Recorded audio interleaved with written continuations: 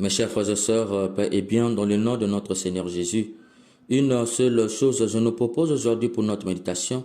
Baptisé, qu'as-tu fait de la prophétie? De l'hébreu névois, du grec prophété, il y a la prophétie et l'action d'interpréter la volonté de Dieu. La prophétie n'est pas l'action d'annoncer ce qui n'existe pas, elle part toujours de l'interprétation de ce qui est pour annoncer ce qui viendra. Elle aura les conséquences négatives si ce que Dieu demande dans le présent n'est pas respecté. Le texte d'aujourd'hui vient nous réveiller sur le caractère prophétique de notre baptême. Dans l'évangile, Jésus exerce son ministère prophétique. Quel malheur pour vous pharisiens, parce que vous payez la dîme sur toutes les plantes du jardin, comme la menthe et la rue, et vous passez à côté du jugement et de l'amour de Dieu. Il faut entendre par là que Jésus est en train de dénoncer un comportement faux des pharisiens, la cupidité, c'est-à-dire un désir immodéré d'argent et de richesse. Quand on est cupide, on perd le jugement et l'amour de Dieu.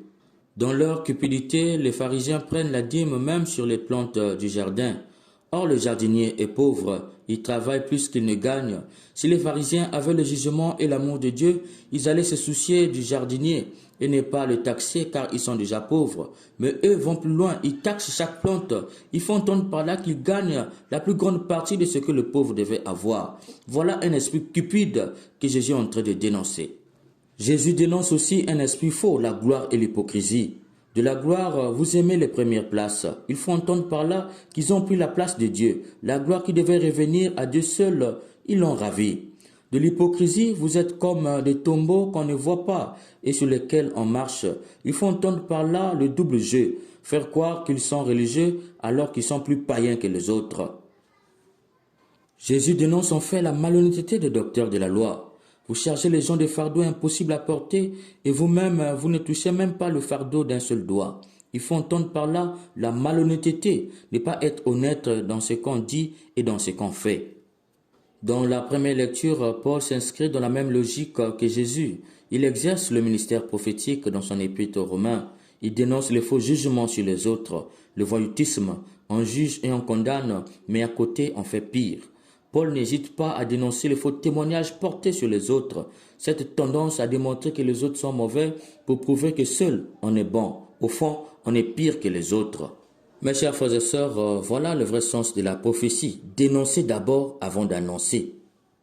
Aujourd'hui, nous avions perdu le sens de la prophétie. Nous pensons que la prophétie, c'est annoncer les futurs mariages, voyages et les postes. Du coup, on se demande si nous sommes baptisés, car le baptême nous confère la triamonaire, prêtre, prophète et roi. Et de ce qui est de la fonction prophétique, nous avions le devoir de dénoncer le faux autour de nous.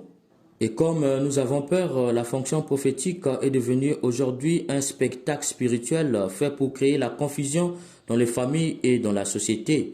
Elle est devenue une fonction de fabrication d'un chrétien rempli d'orgueil spirituel, avec une mentalité de superpuissant et un franc-tireur solitaire qui n'a besoin de personne d'autre comme prophète autour de lui. Mes chers frères et sœurs, on ne peut pas séparer le prophète du martyr.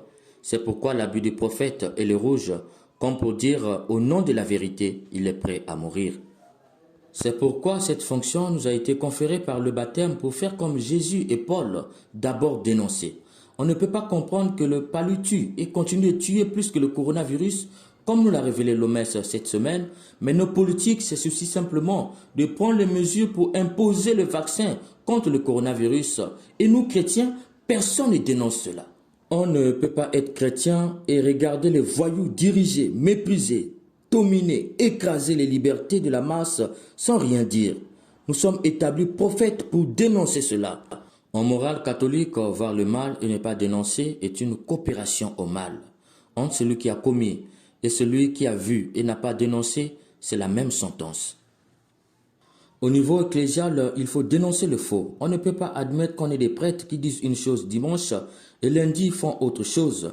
Comme ce prêtre qui, la veille, a cassé les seaux de ses vigiles, malgré qu'ils lui ont demandé pardon, et le matin vient prêcher sur le pardon. Il faut dénoncer, c'est-à-dire lui dire, vous êtes un docteur de la loi, vous devez vous convertir. Il faut avoir ce courage prophétique. C'est la même chose avec les chrétiens. Il faut dénoncer les chrétiens qui entendent une chose dimanche et lundi font autre chose. Dans l'église, nous sommes tous les gardiens des autres. Ne pas être gardien de son frère ou de sa sœur, c'est être un Caïn pour son frère. Et pour ne pas être un Caïn pour son frère, il faut dénoncer le faux qu'il fait. Au niveau social, il faut dénoncer le faux au travail, dans le quartier, dans nos familles.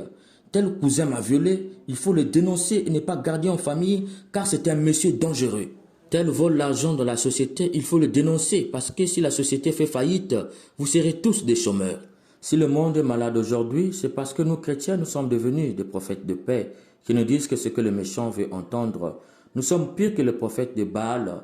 Au dernier jour, nous serons traités comme les méchants puisque nous avons été des coopérateurs. Mes chers frères et sœurs, le monde souffre non pas à cause de ceux qui font le mal, mais à cause du silence de ceux qui voient et ne dénoncent pas. Baptisé, oui, mais que fais-tu de la prophétie? Telle est la question. Payer de soi, payer ensemble, risquer de soi, risquer ensemble, chercher en soi, chercher ensemble, payer de soi, tout risquer de soi pour un monde plus beau. J'appellerai